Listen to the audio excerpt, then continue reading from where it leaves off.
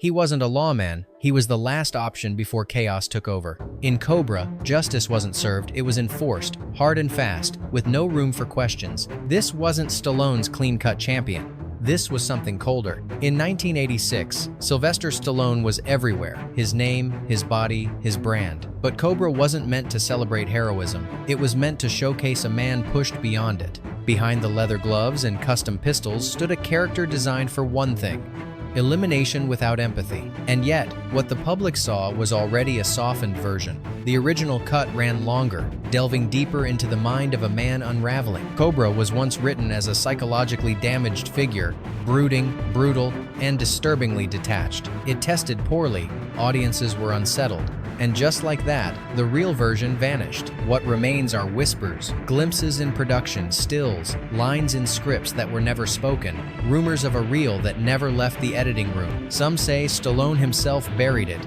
choosing icon over introspection. So what was Cobra truly hiding? What would we have seen if no one had interfered? These are 20 weird facts you didn't know about Cobra, a film that didn't just flirt with darkness, it almost embraced it. Fact 1, the 2-hour cut they don't want mentioned. The theatrical version of Cobra came in at a tight 87 minutes, but insiders confirmed that an early cut ran for over 2 hours, and it was a radically different film. That version dug into Cobra's fractured psyche, a cold enforcer pushed to the edge, barely human in his detachment. Gone were the action hero beats. In their place were long, tense silences, emotional withdrawal, and unpredictable outbursts. Some say Cobra felt less like a hero and more like someone haunted by his own violence. The studio found it too much. Test audiences left confused. The decision was made, cut it all down. What remained was sleek and watchable. But traces of that lost version remain in stills, in rumors, and in a handful of international trailers that hinted at scenes no one has ever seen. Even Stallone has never spoken publicly about what was removed. So what did that original version reveal, and who decided the world wasn't ready to see it? Fact 2. It all started with a novel Hollywood feared. Cobra didn't begin as an action script. Its roots trace back to a crime novel titled Fair Game, which Stallone adapted and then reshaped into something else entirely.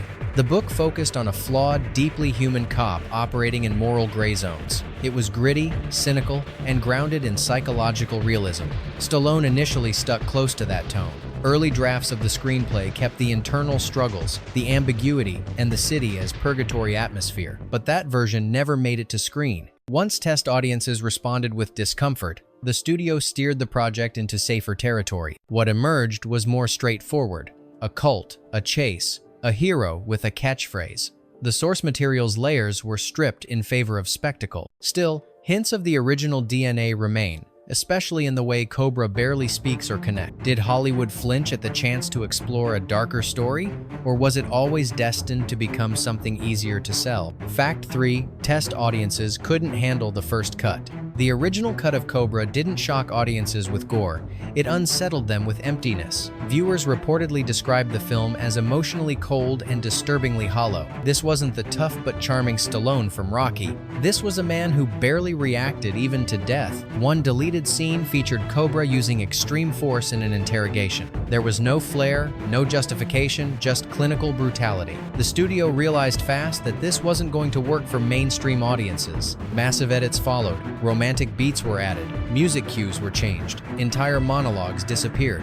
What was left felt more palatable, but far less daring. Even today, some believe the studio overcorrected, that the film could have stood out as a bold, bleak character piece if only the public had been ready. Massive edits followed, romantic beats were added, music cues were changed, entire monologues disappeared.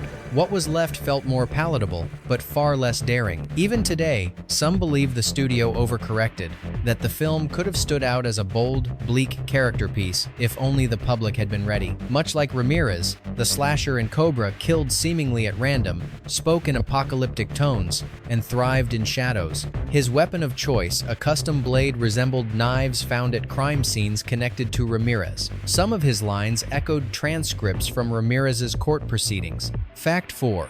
The Night Slasher was inspired by a real killer. Was the Night Slasher fiction or a face ripped straight from the evening news? Much like Ramirez, the slasher in Cobra killed seemingly at random, spoke in apocalyptic tones, and thrived in shadows. His weapon of choice, a custom blade, resembled knives found at crime scenes connected to Ramirez. Some of his lines echoed transcripts from Ramirez's court proceedings. Brian Thompson wasn't the top name on anyone's list, but his audition turned heads and left the room in complete silence.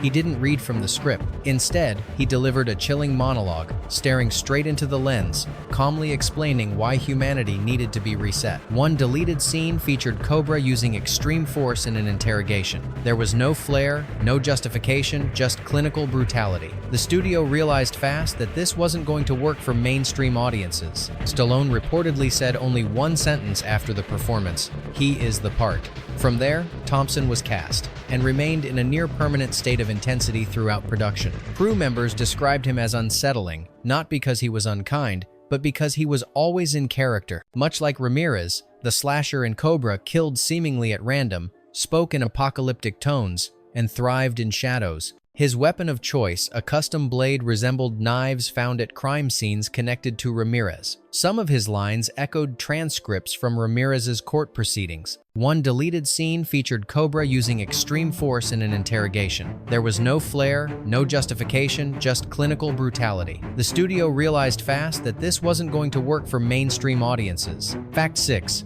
Stallone took creative control, then started cutting himself. Stallone had final cut rights on Cobra. It was his script, his character, and his name on the poster. But when early screenings triggered backlash, it wasn't the studio that made the first move, it was Stallone. Insiders claim that Stallone personally went into the editing bay and removed some of the film's most psychologically intense moments. These weren't just action beats, they were monologues, quiet breakdowns, and long pauses meant to expose Cobra's inner fractures. Why would he cut them? Some say he feared it would damage his heroic image. After years of building the invincible Stallone persona, Cobra's moral ambiguity felt too risky, and so, the complexity was trimmed. An editor later described the removed scenes as Stallone's most honest work never seen, never recovered. Was the film simplified for audiences or sanitized to protect a legacy? Fact 7. Some extras might be actual cult members. During the warehouse cult scenes, background actors were cast to play members of the New Order. But according to whispers from the set, not all of them were acting. An assistant director later suggested that a few extras were recruited through a third-party casting call in Los Angeles, and their behavior was off. They brought their own props. They refused direction. Some even began chanting lines that weren't in the script. Crew members joked they were too good at being disturbing, but after complaints from other actors, several were quietly removed from the production. No one confirmed who they were or where they came from, and none of their names appeared in the final credits. Was it a casting fluke, a publicity stunt, or did Cobra briefly become something darker than a movie set? Fact 8. A scene with scissors was deemed too ritualistic. Among the many scenes cut from Cobra, one remains particularly elusive, a sequence in which cult members murder a man using ceremonial scissors under flickering candlelight. The scene was reportedly shot, edited, and even scored. It portrayed the killing not as a crime of rage, but as a religious act, complete with chanting and symbolic gestures. Those who saw the footage described it as disturbingly calm. Studio execs decided it crossed a line. The scene was pulled, never publicly shown, and is rumored to have been destroyed. Some say it leaked briefly through bootleg VHS tapes in the 90 seconds, but no confirmed copy has ever surfaced. Was this censorship or a precaution against releasing something that looked too much like a real ritual? Fact 9. Brigitte Nielsen's casting had strategic purpose. Brigitte Nielsen's role in Cobra wasn't just romantic or aesthetic. At the time, she was married to Stallone, and her inclusion served multiple functions both on screen and behind it. Initially, her character had minimal impact, but after negative test feedback labeled Cobra emotionless, scenes were added to humanize him, and Nielsen became the conduit. Their chemistry wasn't romantic tension, it was a PR buffer. Ironically, reports suggest their real-life relationship began to fracture during filming, creating a strange duality.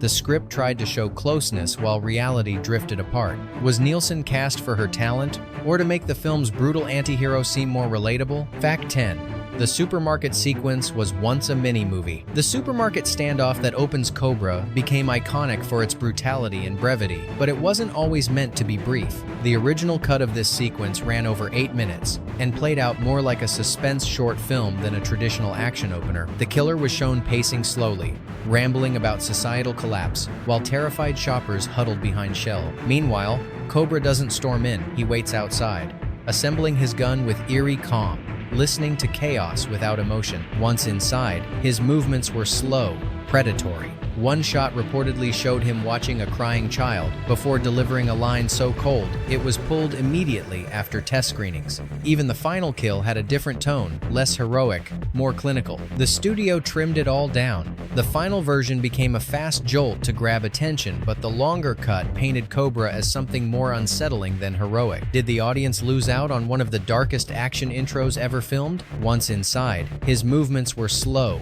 predatory. One shot reportedly showed him watching a crying child before delivering a line so cold it was pulled immediately after test screenings. Even the final kill had a different tone, less heroic, more clinical. The studio trimmed it all down. The final version became a fast jolt to grab attention, but the longer cut painted Cobra as something more unsettling than heroic. Early drafts reportedly showed the cult recruiting, distributing flyers, even quoting twisted philosophies. One version had a judge secretly protecting them, a plotline swiftly eliminated. Studio lawyers flagged it as potentially inflammatory. Executives feared the film might be misinterpreted as propaganda, or worse, give dangerous individuals a blueprint. Marketing shifted focus entirely to Stallone's character. The cult was no longer emphasized in trailers or posters. It wasn't just about tone anymore.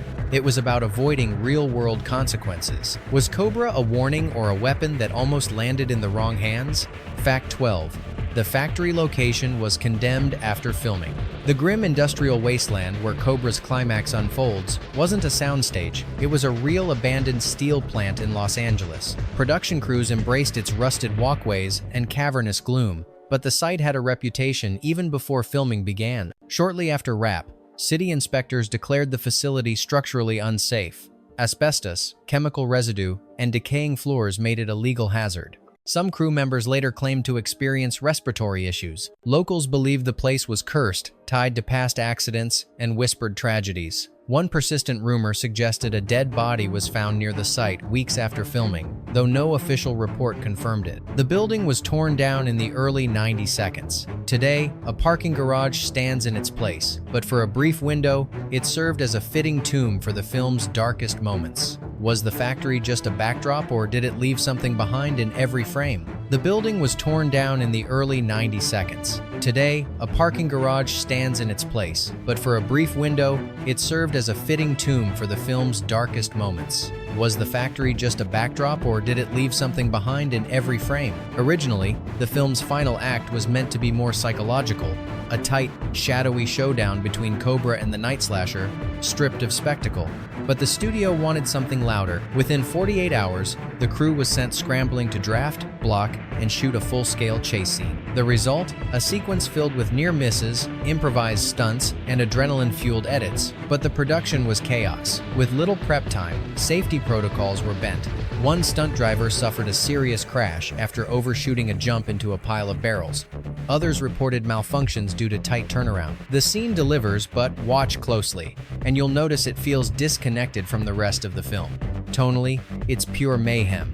The camera lingers more on fireballs than characters. It's cinematic whiplash, thrilling, yes, but almost like it belonged in a different movie. Did it elevate Cobra into action, classic status, or fracture the dark vision it originally aimed for? Fact 14. Stallone's silence on set unnerved everyone. While playing Marion Cobretti, Stallone adopted a demeanor that went far beyond acting. Crew members reported that he often went entire days without speaking to anyone, isolating himself between takes and keeping his face stone cold. This wasn't classic method acting. It felt strategic. Stallone reportedly believed Cobra should exude detachment, and so he became distant himself. He wouldn't break character. He wouldn't make jokes. Sometimes, he wouldn't even make eye contact. A camera assistant recalled Stallone remaining completely still during lighting changes, staring through the crew as if they weren't there. Even when a technical issue shut down the set for an hour, Stallone remained seated, silently watching everyone move around him. Tension mounted. Some felt intimidated.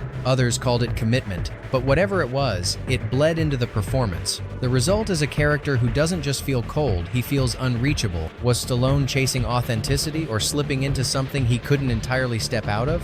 Fact 15. A murder trial cited the film as an influence.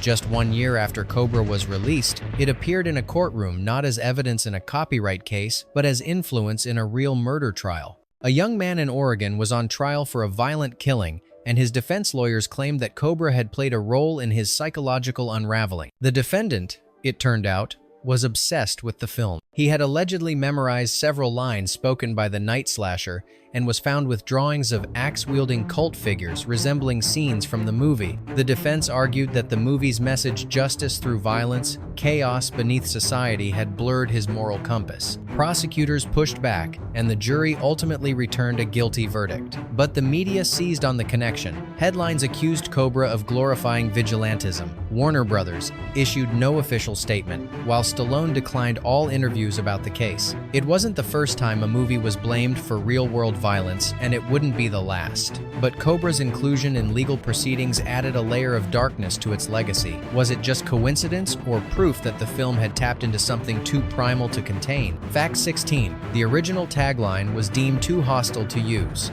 Most fans recognize Cobra's unforgettable tagline, "Crime is a disease, meet the cure." It's bold, blunt, and strangely poetic. But this wasn't the line Stallone originally wanted on the posters. The first version was more extreme and too much for Warner Brothers to approve. The proposed tagline, "Don't call for help, he already knows who you are." It framed Cobra as something closer to a myth or a threat, less a savior, more a hunter in the shadows. Studio marketing found it too aggressive, fearing it would alienate audiences or spark concerns over glorifying unchecked violence. Internal memos from the time reportedly show heated debates over tone. The marketing team wanted the poster to showcase heroism. Stallone wanted Cobra to feel dangerous, like justice with a vendetta. The compromise became the iconic disease divided by cure line. But in foreign markets, traces of the original slogan slipped through. Some bootleg VHS covers in Europe featured rough translations of the first version, and a rare Japanese promo poster even used both. Was the original line rejected because it was irresponsible, or because it hit too close to the film's true theme? Fact 17. The axe cult was supposed to be the main threat. If the final cut of Cobra feels like it underuses the axe-wielding cult, that's not an accident. It's the result of major last-minute edits. In the original script, the New Order wasn't just background menace. They were central to the film's structure. Entire sequences showed them recruiting disillusioned youth, training in remote locations, and organizing multiple coordinated attacks. Their ideology was chilling: eliminate the weak, reward strength, rebuild society from ash. They weren't chaos, they were calculated. But studio executives feared audiences would draw comparisons to real domestic terror groups, especially in the wake of recent news events. Scenes were removed. Dialogue was trimmed. The cult's screen time shrank dramatically. What remained were flickers, masked figures, metallic clangs, and brief montages. Viewers were left with questions, not answers. By stripping the cult of its identity, Cobra lost what could have been its most unique narrative engine. Was this change about clarity, or was it an act of preemptive censorship? Fact 18. The TV broadcast version has missing footage you can't find elsewhere.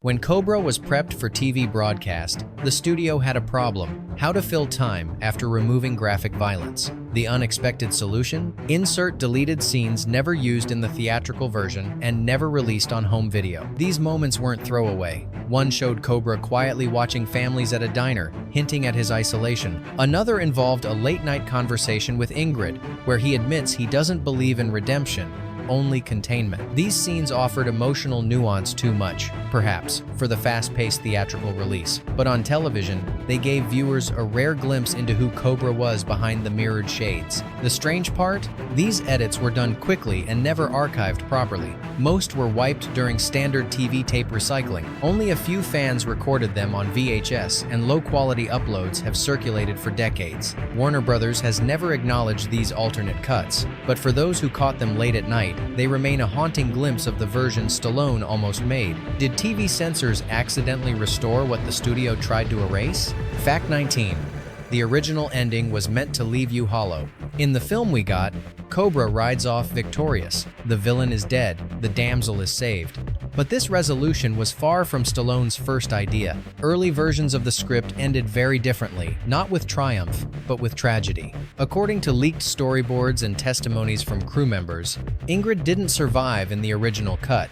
She was gravely injured during the final showdown, dying in Cobra's arms as the night slasher escaped. There was no chase, no justice, just the sound of a hero too late to save the one thing he cared about. The last scene was supposed to show Cobra quitting the force, walking alone through a desert road, his badge left behind in the sand. No music, no dialogue, just silence. Test audiences hated it. The studio panicked. The scene was reshot, giving us the version that made theaters polished, predictable, safe, but one short moment survived. Right before the final smile, there's a beat. Stallone looks off, lost in thought. Some believe that shot was kept from the original ending, repurposed to bridge both versions. Was the tragic finale too bleak for audiences, or did it cut too close to the soul of a character the studio never truly wanted to show? Fact 20. The iconic Cobra car mysteriously disappeared after filming. It wasn't just Cobra who left an impression, so did his ride. The matte black 1950 Mercury, menacing and modified, became as recognizable as Stallone himself. But what happened to that car after production wrapped? That's where the mystery begins. Officially, the vehicle was scheduled for promotional tours, but somewhere between the studio lot and a California expo, the Cobra car vanished. Reports conflicted. One claimed it was misplaced in transit, another said a crew member took it without authorization. But the strongest theory? It was stolen and never recovered. The car had been custom built for the film, with no duplicates. Insurance documents confirmed its value exceeded $250,000 at the time, a fortune for a prop. Some fans reported seeing look-alike models in underground car shows throughout the 90 seconds, but nothing was ever verified. Warner Brothers never addressed the theft publicly. Stallone joked about it once, suggesting maybe Cobra drove it off into the real world, but those close to production believed someone kept it as a trophy. Was it a simple case of Grand Theft Auto, or did the car, like the cut footage, become part of the legend the studio quietly wanted to forget? Bonus fact, the sequel Stallone conceived, then silenced. After Cobra hit theaters, discussions of a sequel circulated quietly within the industry. But Stallone didn't want just another action follow-up. He envisioned something darker, more introspective, and far removed from the original film's streamlined brutality. The working title? Cobretti. Shadow Wars. Bonus fact, the sequel Stallone conceived, then silenced. The car had been custom built for the film, with no duplicates. Insurance documents confirmed its value exceeded $250,000 at the time, a fortune for a prop. Some fans reported seeing look-alike models in underground car shows throughout the 90 seconds, but nothing was ever verified. The treatment was shelved, no official statement was released, and over time, Stallone stopped mentioning it altogether. Some believe parts of Shadow Wars were absorbed into later projects like Judge Dredd or Demolition Man, both of which explored broken systems and violent solutions. But those who knew the concept say Shadow Wars was different, a meditation on what happens when you've become so effective at violence that there's nothing else left of you. Maybe it was never meant to be a franchise. Maybe Cobra was always meant to end with a question, not a victory. Cobra might have looked like a straightforward action film, but beneath the tough guy slogans and bullet holes, it carried the blueprint of something far more unsettling, a story that the studio,